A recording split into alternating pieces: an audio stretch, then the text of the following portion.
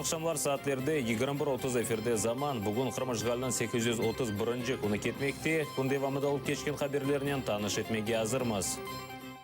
Rusiyanın Taqqat Komiteti terrorizmde şeklengen 3 musulmanны Emir Isuin Kuku, Vadim Siruk, Enver Bekirov'na sentyabr 8'ne kadar hapiste kaldırdılar. Keç olğanına bakmadan mahkeme Muslim Aliyev'nin işini alada bakmakta. Yakalanğanlarını azat etmek için mahkeme sebep tapmagan. Hepsini fevralının 12'sinde sanki Hizbut Tahrir birleşmesine alakası olğanı da şeklep yakalagan ediler.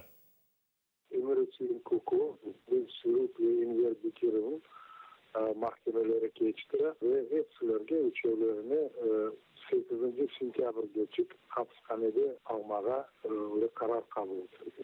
Şimdi Muslim Aliyev'in de mahkemesi kötü. Ben de çok farklı olmaz adeti. Hem olmağında 2 ay hapishanede mağa müddeti ama son 2 aydan kadar dönüştürür. Bu orada ay olan sebebinden tabir ayını koşup öyle bir Müslümanlara dikkat ayırılgan işler başladı da mahkeme devam ediyor. Öyle bir işaretlik bütün standart şekilde kaçmak mümkün, şartlarda baskı yapmak mümkün değil. Korantası var, bir yerge kaçmayacak. Ve hali bugün geçip kaçmayıp yaşat oturduğumuz da bu ne sebep kaçacaklar. 3-4 bağımlı korantama işte. Судақтан işgalci mahkemesi sanki hafta yürüyüşte iştirak etken gençlerini akıladı. Bugün mahkeme Ablakimov, Seyit Mahmud, Seyit Mumerov, Enver Çavuş ve Ali Musledinov işini baktı. 18 Mayıs matem kunu gençler arabalarında Kırım Tatar bayraklarının yürgenleri için politsiya xadimleri yakalap memuri protokollar tızdı. Sanki onlar uygunlaştırılmagan hafta yürüyüşte iştirak etkenleri. Изначально было понятно, что та статья, которая инкриминируется ребятам, задержанным якобы обвиняемых в автопробеге, она не та подсудность, мягко говоря. И поэтому все те доводы, все критерии доказательства, которые пытались предъявить должностные лица, ГИБДД, в том числе полиция, сотрудники полиции, они не могли быть использованы в качестве таковых. Безусловно, благодаря усилиям адвокатов, которые объяснили свою позицию, что нет ни признаков, нет ни мотивов так называемого автопробега, в котором обвиняют ребят, нет никаких способов агитации и так далее. На этом основании, я полагаю, суд и удовлетворил требования защиты о закрытии административного производства в отношении всех 4 ребят. Надо сказать, что действительно раздражающим фактором для полицейских это был, безусловно, крымско-татарский флаг, который находился в машинах у ребят. И, собственно говоря, к нему было бы все, в общем-то, вопросы и претензии. То есть они сами заявляли, что если бы ребята просто сигналили, а не имелось бы в машинах национального флага, это бы не являлось некой агитацией и прочими вещами. Қырсызланған Эрвин Ибрагимовны бутын Русия қыдыруына илан еттілер. Русияның Taqqat Комитеті қырсызлануының инжелеклеріні угрені башлаған. Ибрагимовның алиметлеріні Русияның диге регионларына йоллағанлар. Бүгін қырсызлануының 14-ші күні оақта ичбір малюмат yok. Эрвин Ибрагимов регионал меджлис азасы ве бутын Дүния Кырым-Татар Конгрессінің ижра комитет векілі. Евелісі Бақшысырай шер шурасының депутаты еді. Оны майыс 24 күні арабасынен евіне қайтқанда ақшам ДПС урбасында olған insanlar тоқтатып, мecburi машинасынан çıkarıp Ford Transit arabasına yüklеп belli olmagan tarafқа alıp kettiler.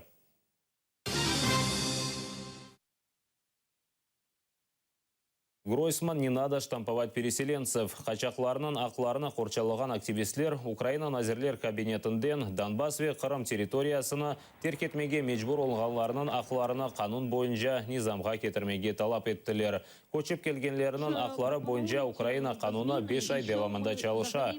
Инглерже инсанлар нефақа ве ичтимai төлевлеріні қабул етіп оламайлар. Бұл меселені ал етмек için фаалиетчілер назирлер кабинеті янында матбуат конференция кечірділер. Нәтижеде оларынан талабыны ичтимai сиясеті назирлігінің векілі еріне кетірмеге ваде берді.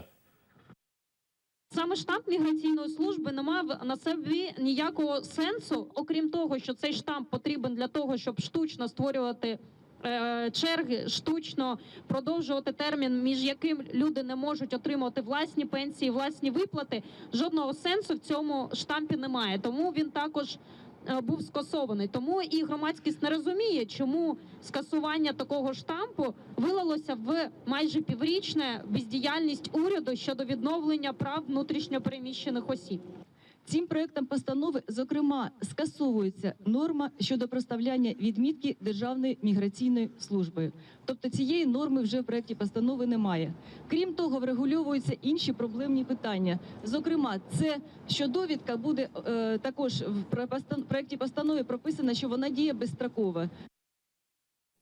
Сабадан Истанбулда yüz bergen patlaf нәтижесінде 11 insan ile kolda 36 kişi yaralandı. Biyazit rayonunda avtobus durağında araba patladı. O vakit yanından politsiya avtobusu keçeydi. Patlavdan son atışıv davuşları da eşitilgen. Ile kolğanlarının 7'si polis xadimi, 4'ü adi insan. Da bir patlav metro stansiyasında yanğıradı. Türkiye'nin jinoiy işleri boyunca baş qadısı bugunki voqealar boyunca tadqiqat bitmegenne kadar ma'lumot tarqatilmasına yasak etdi.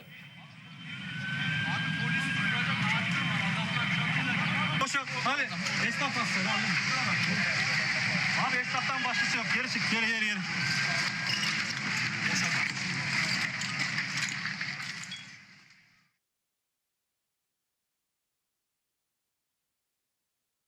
Украина телекөйсізлік қызметі Франкистанда бейжірілмесі планлаштырылған бір sıra терактларының оғыны алды. СБУ елбашысы Василий Грицак білдіргенне көре патлаулар футбол бойынша Авропа чемпионаты девамында бейжірілме керек еді. Телекөйсізлік қызметі Франкистан ватандашыны яқалаған. О девамлы ату зонасында аскерлерге ярдым көстере екен. Sonra ise Селяви патлав алетлеріні сатып алмаға башлаған. Мұне бәрабер Авропаға келген мұсылман қачақларынан мемнун олмағаны сеслендіре екен. При цьому француз негативно висловився про діяльність свого уряду щодо масової міграції іноземців до Франції, поширення мусульманства та глобалізації світу. Він також повідомив про бажання вчинити низки терористичних актів в знак протесту.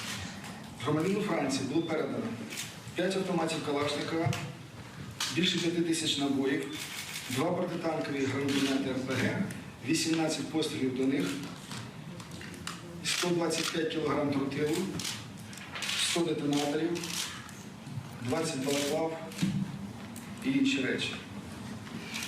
Я думаю, не потрібно пояснювати присутнім, які об'єкти руйнувань або які руйнування могли розробити внаслідок застосування 125 кг тротилу. Кереч сакинлері ишғал олынған Қырымның сағлық сақлап севiyesini жехеннемнен теңлештірділер. Кереч сакинлері интернетте Тибетке шикайет еткен Қырым сакинлерінің изаатыны ерлештірділер. Қастаханелерде олған бұйық невбетлер ве ең ади тиби ярдымның олмамасы бұл проблемаларының тек бір қысымыдыр. Мне к глазнику не попасть на лечение. Я каждый год, полгода пролечиваюсь глаукому. Я не могу, я бегаю пока 7 кругов ада не обойдешь. Чтобы получить эти направления сюда? Да, вот именно, чтобы получить только. А вы сейчас слышали, что с 40 коек во второй больнице сократили до 25? Да. Как вы оцениваете ваши шансы? Вы попадете Это очень туда? плохо. Не знаю. У меня и катаракта, и глаукома. Я не знаю, мы в ужасе. Вот я только в апреле отлежала, вышла. Теперь в октябре вот еще надо. А с ужасом думаю, что будет дальше. Чтобы добраться до врача, надо написать это, карточку отложить там или что-то. Ну, вот эта система бюрократии. Да, вот направление, идешь, а он говорит, иди в тот кабинет, а потом в этот кабинет. В общем. А как так получается? Они не объясняют, что... Они даже, вот у меня супруга, значит, вот надо было экстренно, попала в скорую, со скорой сюда, направили к врачу, а ее начали, пойдите туда. А какой у вас диагноз? Так у вас же написано. Почему вы не читаете? А чего вы мне не сказали? Так что, я что, врач? Они выдали страховку. Они должны сидеть, консультировать. У них телефон отключен на Карла Маркса. Вот пройдите, обратитесь. Мы же у вас получили полюсы. Проконсультируйте нас. Вопросов очень много. По защите прав, да. Конечно. Вот, например, очень дорогие лекарства. Мне выписали дорогие лекарства в больнице. У них нет. Там написано, что вы можете собрать вот эти справочки все, предъявить. Куда предъявлять, что предъявлять. Сидят две девочки, никто ничего не... Если вы там сидите, изучайте свой вопрос. Вы не просто секретарь выдать полис, а вы специалист тогда, если там сидите. А не специалист вон оттуда. Ахмеджетна чоплық қаплай. Бұнда ерлі сәкенлер еменлер. Интернет қоланычылары ерлештірген видео ярмадыда олып кечкен яғанықларының ақыбетіні аксеті. Салғыр өзені ишғалжілер ишандырған теміз сулы өзенге дегелде чоплық арақына чевірілді.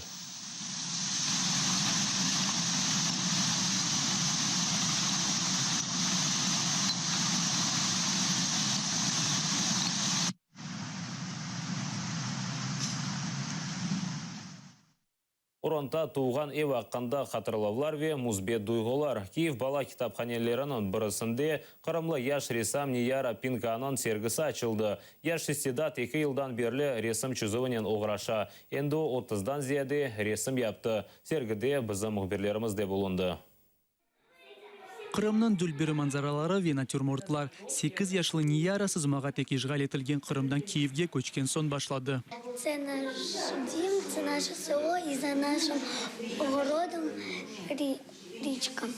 Та ми з мамою були вдома, ми гралися, а мама на вулиці гуляла з сестричкою. А потім тато приїхав, та ми вечором уїхали в Київ. Ресам қызчық сызмаға өзі алышты. Ишіні тез беджере ресімні 1 саатта сызып бітіре. Вот на эту картину у нее 20 минут ушло. А так вот, час где-то. Одна картина, 1 час. Малевать она начала в Киеве. Вот, например, нарисовала эту картину за 1 день. Вот рыбки, тут семья, папа с мамой, и мы втроем. Дети, 3 ребеночка. Мы в аквариуме. Она так нарисовала эту картину, что мы в данный момент в аквариуме. Китапханежілер яш ресімнің сергісіні тешкіл етмеге өзлері теклиф етті. Нияраның ресімлеріні, белі ресімларының есерлерінен ян-яна астылар. Тут у нас висить картина Цезарія Ганушкевича. Це один із відомих художників України. І поряд, я думаю, що, не то, що я думаю, я впевнена в цьому, що такі картини, тим паче 8-річної кримсько-татарської дівчинки Ніяри, прикрашають нашу бібліотеку. Ми будемо гордитися і думати, перша виставка була у нас. Та що, Ніяра, не забувай. І я бажаю тобі успіху, процвітання, здоров'ячка на радість батькам і нам. Твори. Китапханенің яш зияретчілері де сергіні сейреттілер. Татьяна Торунымен берабер келді. Айтқанына көре яш Қырым татар ресімнің аят екеесі оны о қадар айретте қалдырды ки, тап шиірлерінен лаф етіп башлады. На шкільному асфальті малеча малює мир, жовто-сині знамена і квіти для тата-солдата. Пригадали чомусь, як колись малювали ми. Сонце, небо та маму. Сергі китапханеде 2 hafta devamında bulunacak. Yarından başlap оларны яс лагерінде bulunған мecburi көчкенлерінің балалары сейретecek. Наталья Калинка, Исмаил Газиев, Ислам Пинка, Заман, АТР. Бүгінге олған сонки хаберіміз еді. Сілерге ей ақшамлар тілейім, дайма АТРілі олыңыз. Көрішмек үзіре.